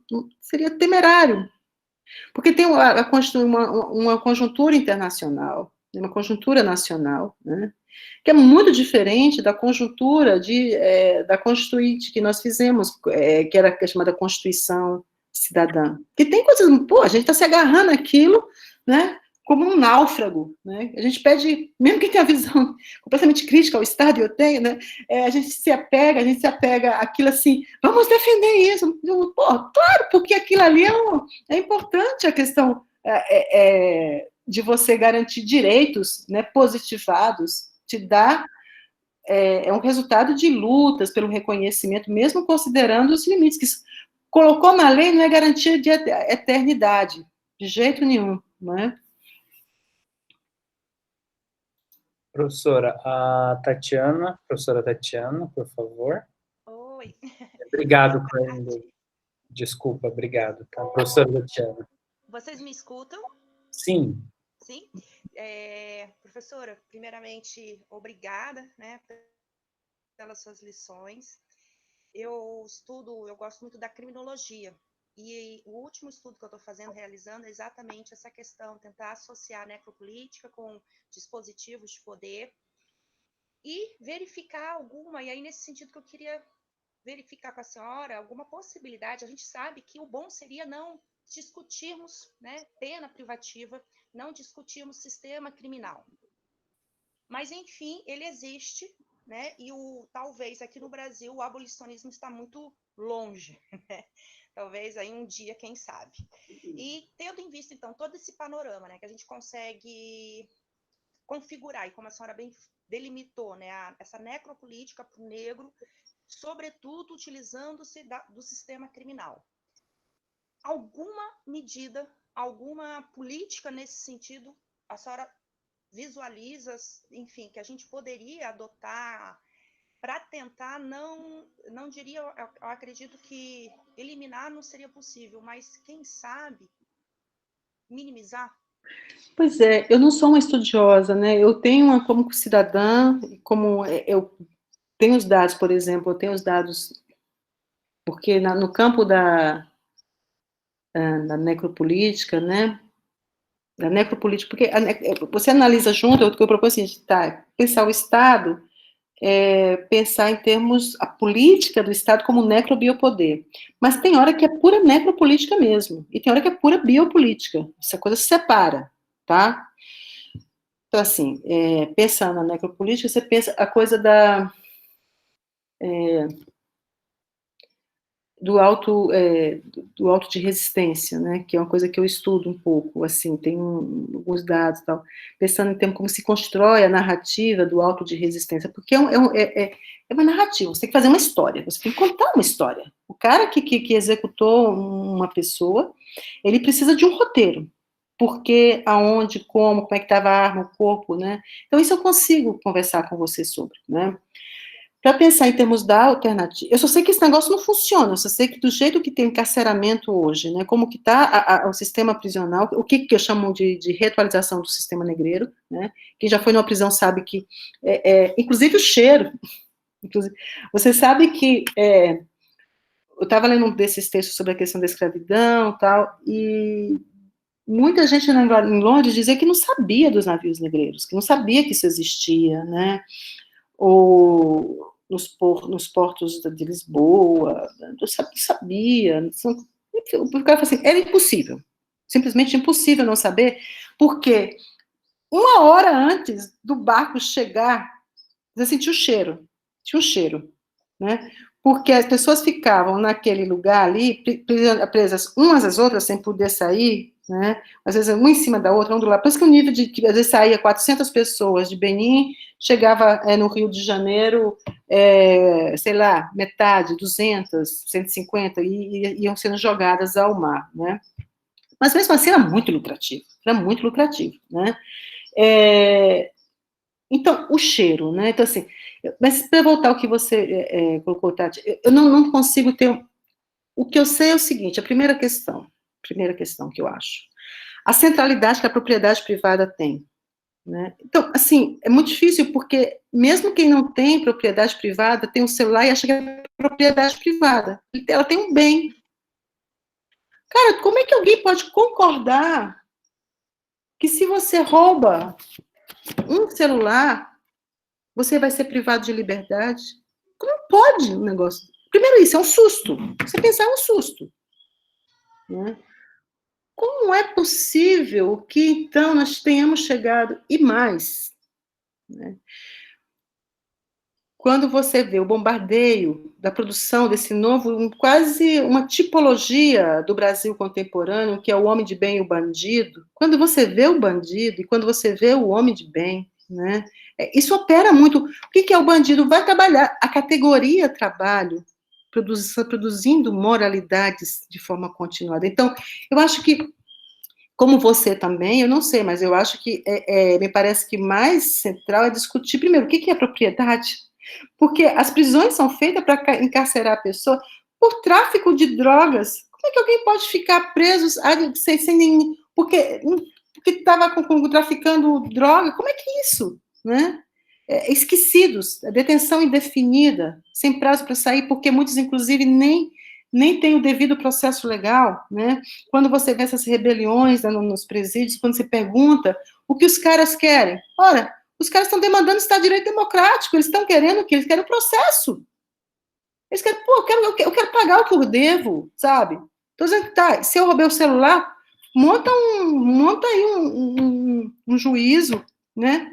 Vamos ver como é que resolve isso, mas assim, o que eu não posso é ficar aqui eternamente sem ter um advogado. Minha relação com a justiça se dá basicamente com o carcereiro. Ali é o Estado para ele, né? Quer dizer, a prática jurídica se resume entre uma grade e um carcereiro que te libera. Então, eu não tenho resposta para isso, porque me parece que discutir a prisão necessariamente é discutir fora da prisão, quer dizer, é sair da discussão da prisão e pensar projeto de sociedade. Né? Que sociedade que você quer, né? Como é que pode alguém... comida, que a gente vê essas... E não são poucos, eu não tenho, vocês trabalham nessa área, sabem melhor do que eu, mas suponho que a detenção, as pessoas que estão... A população carcerária no Brasil, acho que mais de 80% é por questões de furto, questão de propriedade, né? Propriedade. E não por crimes contra a vida mesmo. De fato, eu acho que no Brasil a propriedade de coisas mesmo, ela tem um valor muito superior à vida, né? Sim, professora.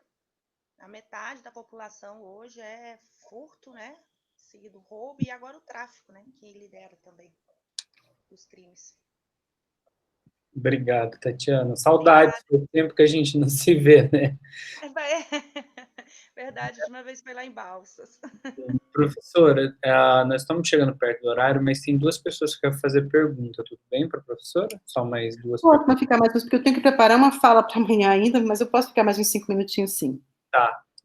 Lucas, por favor. Oi, professora. Oi, Lucas. Primeiramente, muito obrigado pela sua exposição. Eu achei muito interessante, porque esse é um tema muito importante para a gente começar a estudar esses problemas do Brasil, né? No Brasil, no contexto de capitalismo global. Eu acho que essa sua abordagem da lei do ventre livre, pelo que eu entendi, você tentou fazer uma abordagem meio paradigmática, né, da lei como esse ponto nodal entre colônia e metrópole, né? Foi a forma que eu entendi. Eu achei muito importante. Então, eu queria em primeiro lugar, agradecer.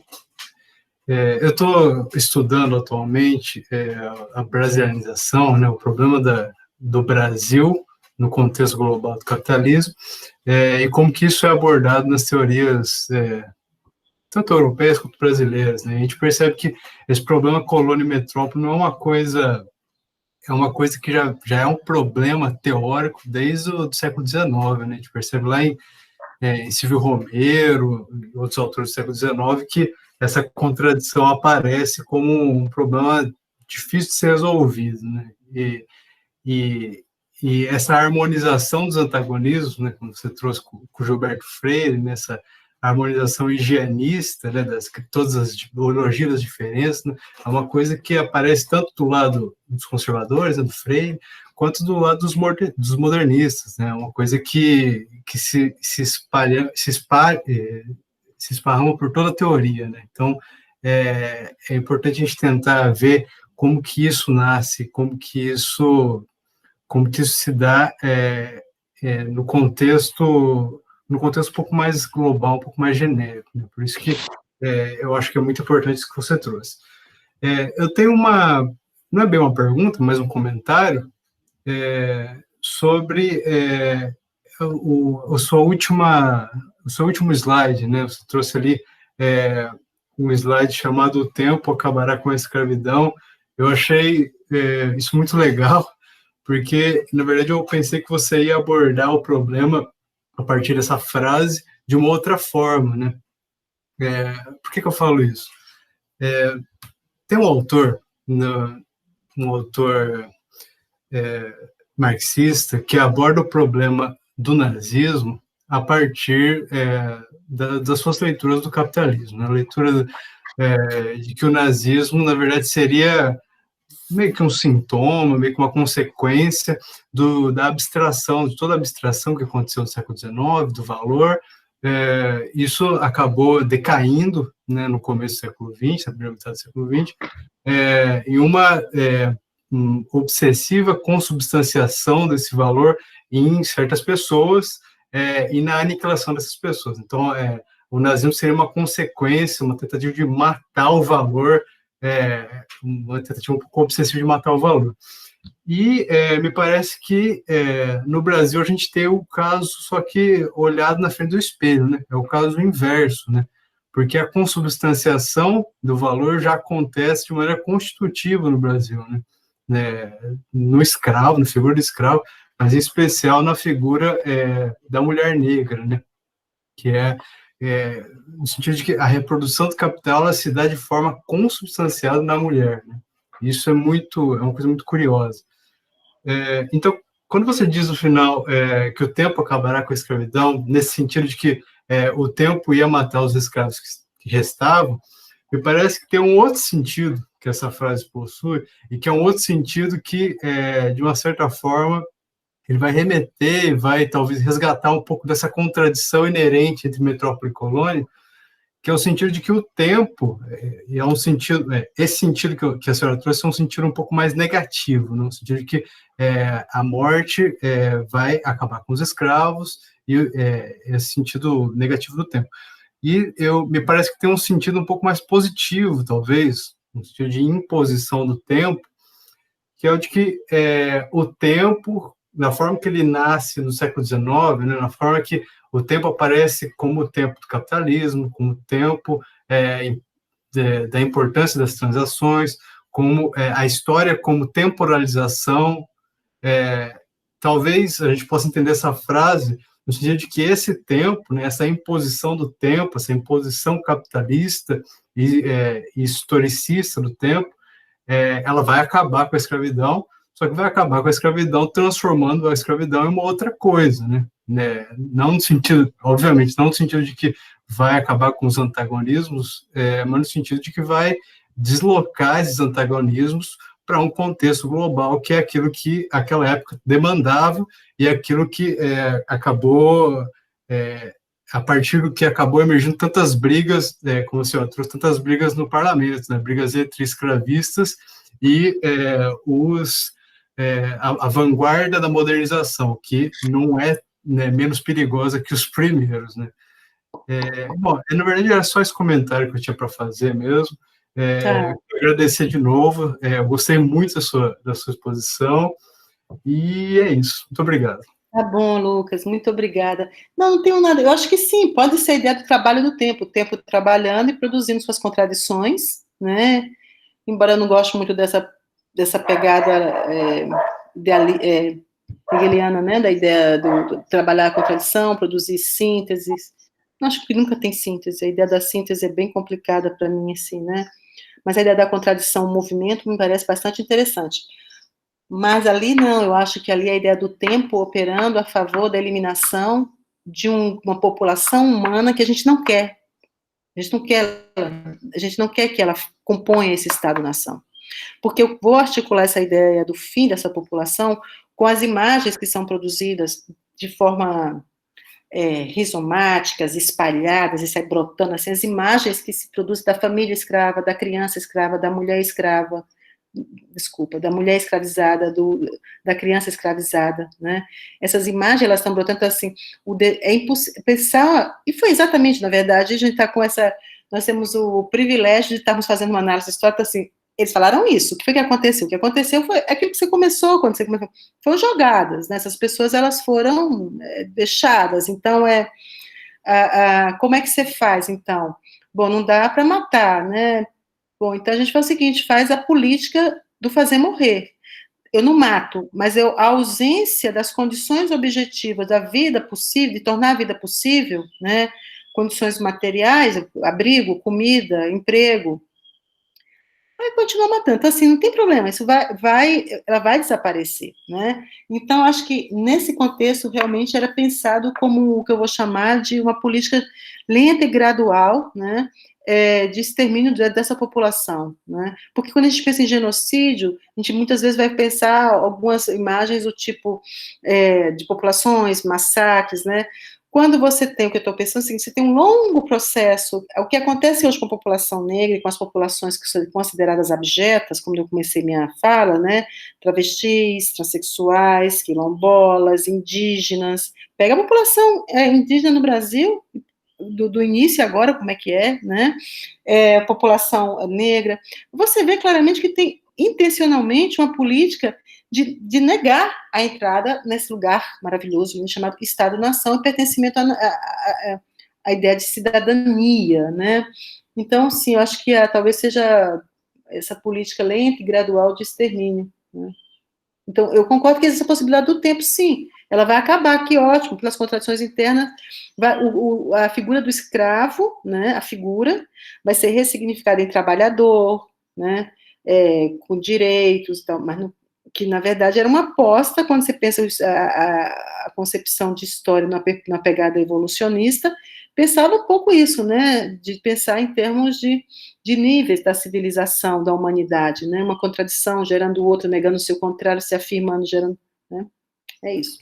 Eu só para não ter confusão, eu não quis dizer que o tempo vai acabar com a escravidão, né, nesse sentido mais usual da expressão. Quis dizer que, na verdade, é a escravidão que vai se estender para o tempo, né? A escravidão que se torna um novo paradigma. Mais ou menos assim. Obrigado. Obrigado, professor. Obrigado, Luiz. Uma pergunta aqui, a Isabela. Tudo bem, Isabela? Boa noite. Queria agradecer a professora por essa palestra incrível. Eu estudo o tema sobre direitos sexuais e reprodutivos e eu gostaria de saber, se na opinião da professora, o fato da Constituição, né, estabelecer que a família é a base da sociedade, se isso contribui para essa dominação do corpo feminino mesmo, porque daí nós temos que legitima o aborto, o infanticídio, que são tipos penais exclusivos para a mulher, e tudo, ao meu ver, vem dessa questão da família, desse resquício do patriarcado que ainda existe bastante dentro da família. Eu queria saber a opinião da professora sobre isso. Eu acho que é uma coisa bastante...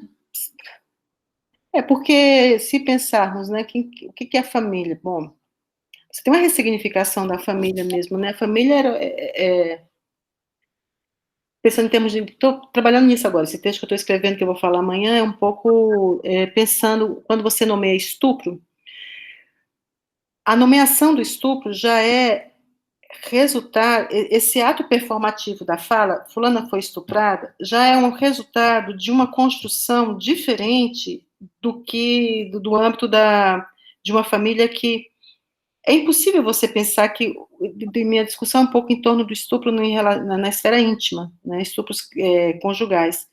É impossível, porque não é, aquele corpo ele é permitido, ele é da família, né, ele é justamente, tem como uma finalidade, pela reprodução, pelo leite que jorra pelo leite, pela suposta natureza feminina, aquele corpo ele é voltado para, ele é da família, tanto que quando você tem a ideia do crime de honra, né, é porque essa mulher, qualquer ato dela, a família, ela está amarrada à ação dessa mulher. Sim, eu acho que muda, altera, né? A família ainda continua sendo um pilar fundamental, mas nas entranhas dessa família, há coisas acontecendo, né, que a lei não capta, está lá a família, e talvez essa lei vai mudar. Porque nas entranhas dessa família, você tem pessoas que passam a se perceber, né, como indivíduos. Então, portanto, a ideia de que eu tenho uma família, mas eu não me diluo nessa instância, né?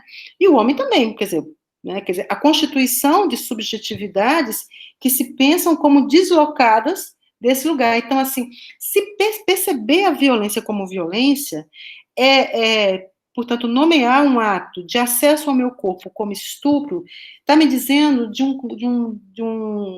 um contexto social, histórico, que alterou a relação entre os gêneros, né? Porque eu reconheço isso como estupro, né? Antes não seria. E mais, se mesmo que eu fosse estuprada, eu não iria você não teria a esfera do direito preparada para me receber, né? Quer dizer, primeiro nomear, segundo ter sujeitos de direito que você vai nomear. Então, assim, eu acho que a lei, ela está lá, mas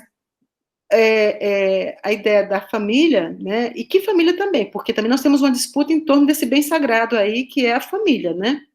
Você tem uma diversidade de família, mas, de fato, a questão é como que a família, ao anular as individualidades, abre um espaço tremendo, a noção de família, né, de violência, de silenciamento. Então, a ideia mesmo a questão de autoestima, autorrespeito, de como você transforma isso. Portanto, a ideia seria, na cabeça da gente, o que seria? Que sejam dois sujeitos, né, que se respeitam, que se reconhecem, portanto, que oferece e dá reconhecimento, né, que troca reconhecimento, e que, portanto, seria inimaginável acessar o corpo dessa outra pessoa sem a permissão dessa pessoa, né? Isso seria algo absolutamente interditado. O que acontece é que a herança mesmo colonial, a ideia da família, da honra, ainda opera. Quer dizer, o que eu acho o seguinte é que, mais uma vez, é muito complicado trabalhar, está na lei, a família, você disputa os sentidos de família, você disputa o conteúdo, o que é família, né? Família de 2 pessoas, de 3 pessoas, 2 homens, 2 mulheres, o que é ser pai, nós estamos em plena. A família é um dos lugares hoje que mais está em disputa na contemporaneidade, né? Haja visto que foi um presidente que foi eleito em torno, inclusive, de uma concepção de família patriarcal, né? E que faz sentido, tanto que muita gente votou nele porque achava que a família heterossexual estava correndo sérios riscos. Então, me parece que está na Constituição, está lá na lei, mas esse lugar, ele começa, então, existe um significante família, mas ele é um significante flutuante, porque tem múltiplos significados no seu interior que estão nas disputas, né? Professora, muitíssimo obrigado, de coração, não tenho palavras para agradecer a participação da professora, a disponibilidade. Eu agradeço a existência da professora enquanto ser humano. Muito obrigada, Luiz. E muitíssimo obrigado. As portas da UEMP e janelas virtuais estarão e estão sempre abertas para o professor. Espero que nós passamos por essa pandemia e possamos nos encontrar um dia.